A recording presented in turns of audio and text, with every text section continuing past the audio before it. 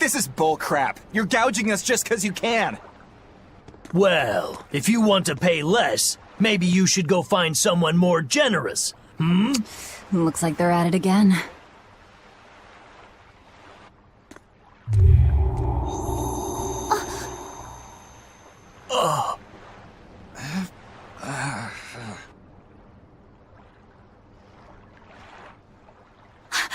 Huh? What's happening? Benwick, snap out of it! Benwick! Huh?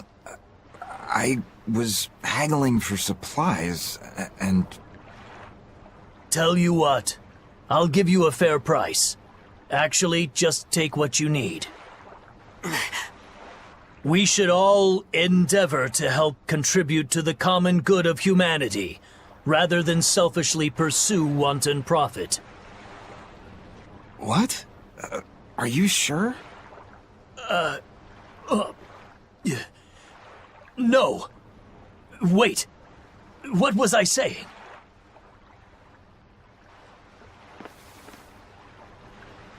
You felt that too, didn't you, kiddo? Yeah. It disappeared, but I felt a strong force coming from somewhere to the north. It's called a domain. A Malak zone of influence. Wait, if it's north of here, then... The Empyrean's throne? Did that happen because of something Innominat and Artorias did? I don't know. I've got a bad feeling about this. We should get far away from here, and quickly.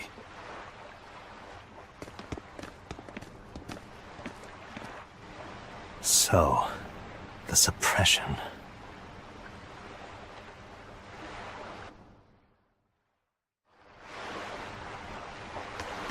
Well, that was certainly off-putting.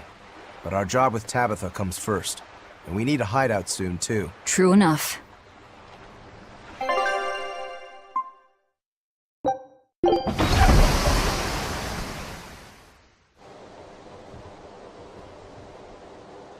All right.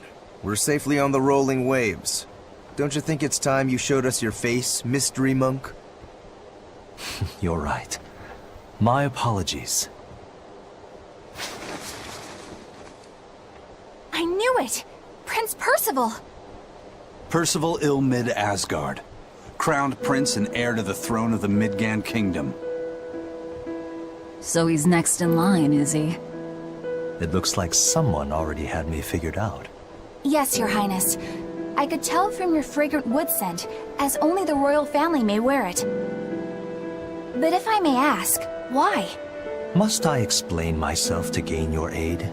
I myself could ask what an exorcist is doing consorting with members of the underworld. I don't... It doesn't matter why you're here. On this ship, you're here for us to use to our advantage. Treat me as you will. It's not like I can ever go back.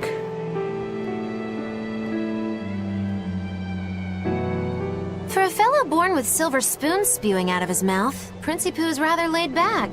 Prince Percival is an upstanding man, renowned for both his intelligence and his fair, just demeanor. It's widely believed that with him on the throne, Midgand's prosperity will continue and...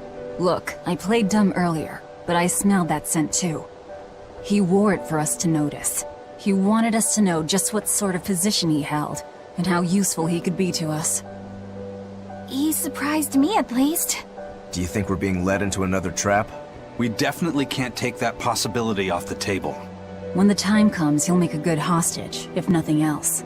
Not if the ones we face are after his life too. For now, let's just make sure we keep an eye on him. The prince. He said he couldn't go back. I wonder why.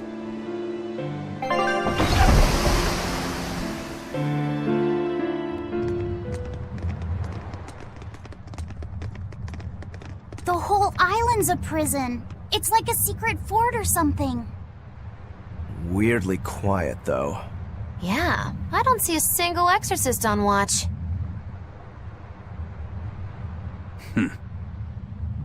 Let's scope out the inside.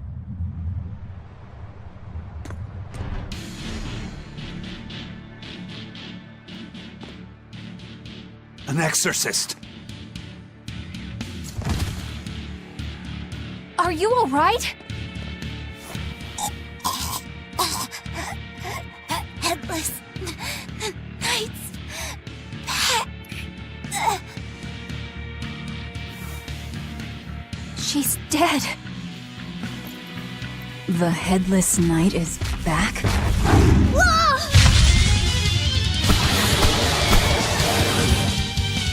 Think this is the demon that attacked her? Another prison riot?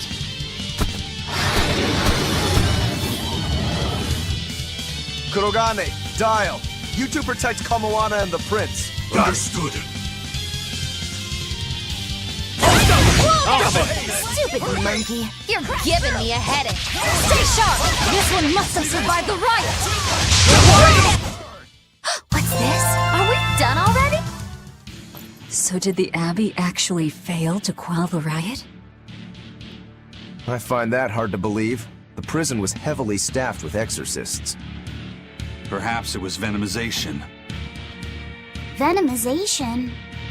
A dark ritual, forcing demons to eat each other in order to produce ever stronger demons. So the demons devoured each other, creating a demon too powerful for the exorcists to control? I imagine the riot didn't help. Now whose fault could that have been, I wonder? Whatever happened doesn't matter to us now. We need to focus on how to take this place for ourselves. That exorcist from before said something about a headless knight, right? That one's probably the leader. Then we hunt it down and destroy it. Until we capture the island, let's use this room for our staging ground. I'll leave the prince and Kamoana to you two. Eliminate any enemies who come in. Understood.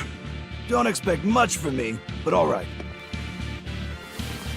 Kamoana, if anything happens, call for me and I'll come running to protect you, okay?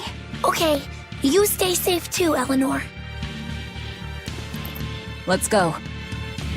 From the way you were talking, it seemed like you had an idea of who was behind the riot. What happened here? I'd think someone in your position would know. There were reports of a large riot, but I was caught up in chasing you, so I heard little else. It was a small affair, really. Velvet Rokuro and I were being held on this island. Velvet instigated the other prisoners to riot so that we could escape. She used the prisoners? Yeah. You'd expect different from me? How did it end? We didn't stay to see, but the prisoners were losing badly. At least, that's what it looked like. But if that was the case, then where did all the exorcists go? I know Oscar left to report the incident, but the other guards should have remained at their posts. Well, if they didn't flee, we have to assume they were all killed. By this headless knight, perhaps? Well, no sense losing our heads, I suppose. But it looks like we're in for a heck of a fight. All we have to do is mop up anyone who's left. What was it called? Venomization, right? The dark ritual of making demons feed on each other to birth stronger ones. Eisen, how many demons does the ritual require? It's more a matter of quality than quantity. Stronger demons mean more powerful malevolence. The ritual mixes the victor's malevolence with that of the devoured, creating a terrible, bloodthirsty monster. You see, the newfound power comes at a great cost. With it, the victor's last vestiges of self-control are stripped away. So it's something even more than a monster. A seething ball of pure power and malevolence. Rokuro, don't tell me you're considering it for yourself. Of course I am. I'll consider anything that can make me stronger. You cannot be serious! What's there to be so surprised about? Well, look at Velvet. She's already eaten countless demons. You're ridiculous! He's right. If it helps me find my vengeance, I don't care. Velvet? Wait, are you really going to do it? Relax, it's not gonna happen. Becoming a monster wouldn't bother me. But when I defeat my rival, I have to be myself for it to mean anything. It's the same for Velvet. It is? Besides, if I kill a previous victor of the ritual, I'll have proved myself strong enough not to need the extra power. You're ridiculous. The Headless Knight! He must be the product of the venomization. Well, he definitely looks vicious enough. Not as vicious as our Velvet, though.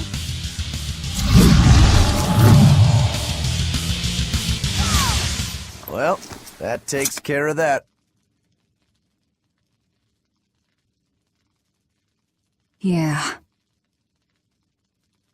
I feel something again. More malevolence? No, another Earth Pulse point. It must be on this island. I sense it too. It's very close. Directly underneath us, I would guess.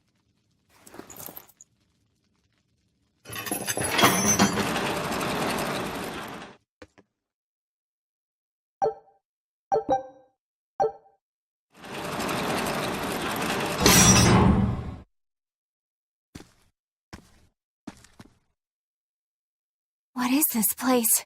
Welcome to the most secure cell in the entire complex. The darkest hole in Titania. Feel anything, Laphicet? Yeah, I think this is the Earth Pulse point. If this cell is where the Earth Pulse point is, then does that mean it housed a Therian? Yeah. And a real hungry one at that. Every day, they would toss demons into its cell. It would devour its fill, then wipe the blood from its lips. Never once realizing, it was delivering to Inominat the malevolence of hundreds of demons and prisoners.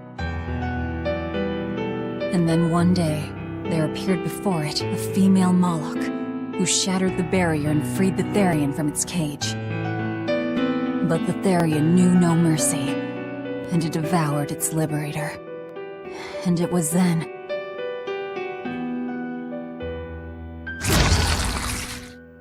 It was then I obtained the power. The power to avenge my brother. Velvet, you're a Therian? This prison island was a feeding ground for the Therian, harnessing the malevolence created by the prisoners within. But because Velvet escaped, the malevolence went out of control. Wow, the same darn thing that happened back in Kamoana's village. Lord Artorius would never have done such a thing. No? What's so unbelievable? That he used his wife's brother as a human sacrifice? That he imprisoned his wife's sister? Because that's what your damned Holy Shepherd did! All to get his hands on Inominat's power! I'm sure he had a reason for... A reason? To spare the world of its pain? Don't give me that! Who will spare my brother's pain? Who will soothe my brother's despair? He murdered my little brother Laffy! And you'll stand there and tell me it was for the greater good?!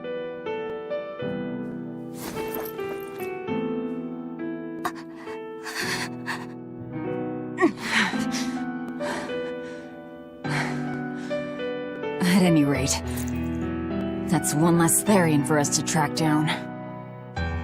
Velvet.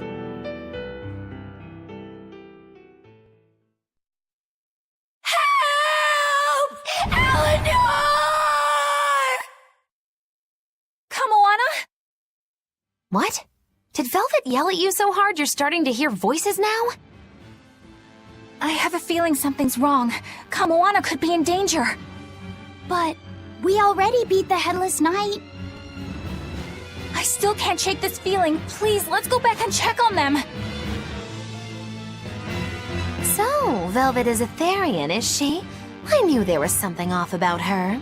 But it's what she cried out that's really on my mind. Laphicet, is Velvet truly Lord Artorius' younger sister? She never told me. If it were true, I suppose it would explain her knowledge of Lord Artorius' training. If you're so curious, why not ask her yourself?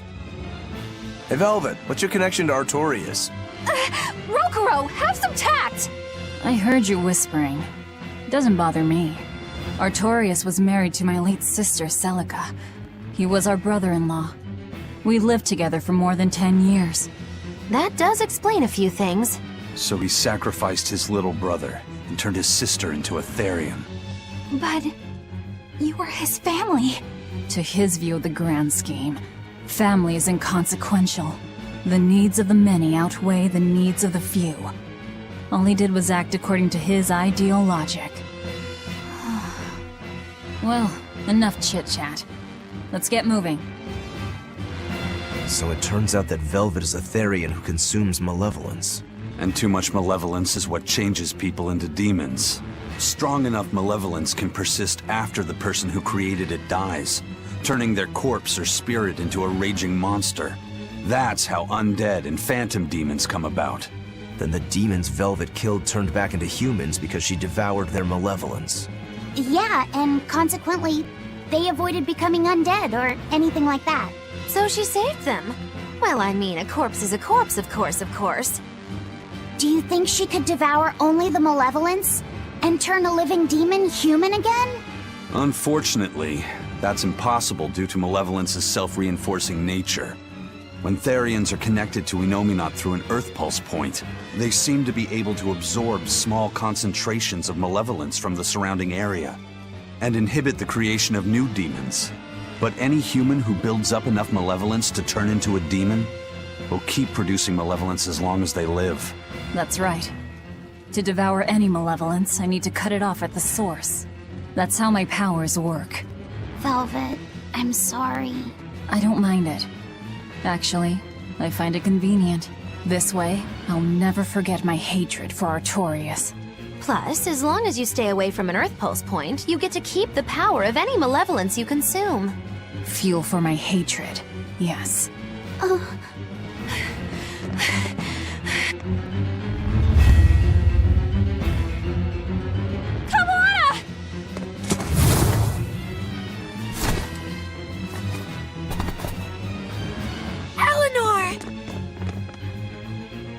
You really came back for me. A promise is a promise, sweetheart. A headless knight and a horse demon. It's giving off a ton of malevolence. This must be the true survivor of the venomization process. Oh, I get it! The dying exorcist lady wasn't saying Headless Knight is back. She was going for Headless Knight on horseback. Whatever the case, we'll fight whoever we have to claim this island.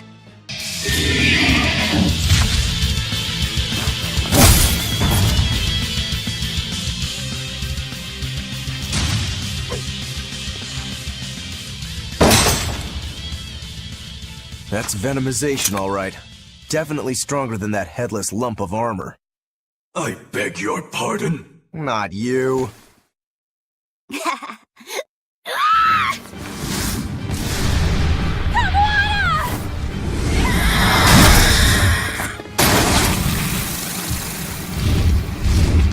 Demon from the villa? No, look! It's absorbing the malevolence. It's a Therian. Actually, that hawk is Griffin, my one and only friend. A damned Therian. So that's what Tabitha meant when she said we'd find out shortly. But Your Highness, why do you have a Therian? It's like I said, Griffin has been my dear friend ever since I was a child. Even if he's a Therian now, that hasn't changed. So you knew you were helping a Therian escape. What are you plotting? I have no plots or schemes. I just want Griffin to be free. I guess we shouldn't be surprised. The Crown Prince and future king, he's gonna do whatever he likes. I suppose I am at that. But if I am, it's the first time I've ever been allowed a choice of my own. When you're a prince, you're not a person. You're an institution, one designed to serve the state and its people. Say, for instance, you're doing your law studies and your back suddenly itches. What do? I mean, I'd scratch it. Who wouldn't? When I did that, my tutor gave me a whipping so hard the blood ran down my back. The reason being that I prioritized a personal feeling, that is to say my itch, over my studies in service of the state. Seeing Griffin lay claim to the skies let me imagine my own freedom. It was my lone solace over the years. But then, he turned out to be responsive to Innominat's power.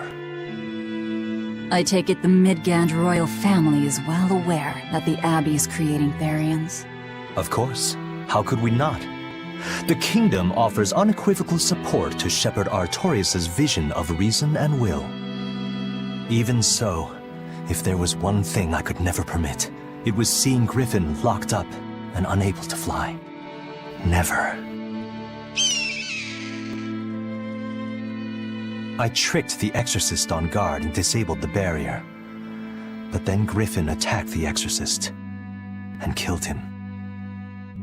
That's why you said you could never go back. They can overlook a single dead Exorcist, but with a Therian removed, malevolence will engulf the capital. I knew full well what I was doing. And yet, I couldn't watch my friend's life be stripped away.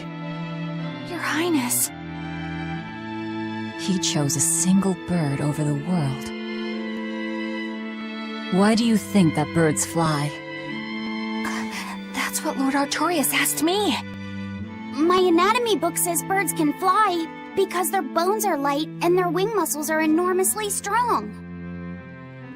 Birds fly because a bird that cannot fly is no bird at all. That's what I think.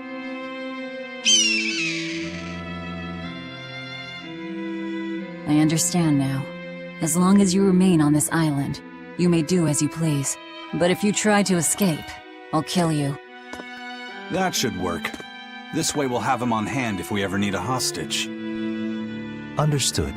I appreciate you letting Griffin and me stay here. Well, now that that's taken care of, let's build ourselves a hideout.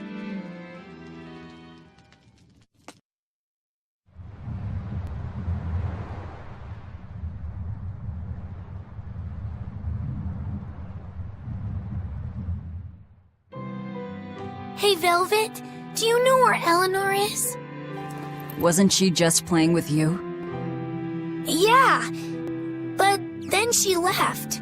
I'm worried because she looked pretty sad. Can you go find her? Why me? All right, fine. Just don't cry on me, okay?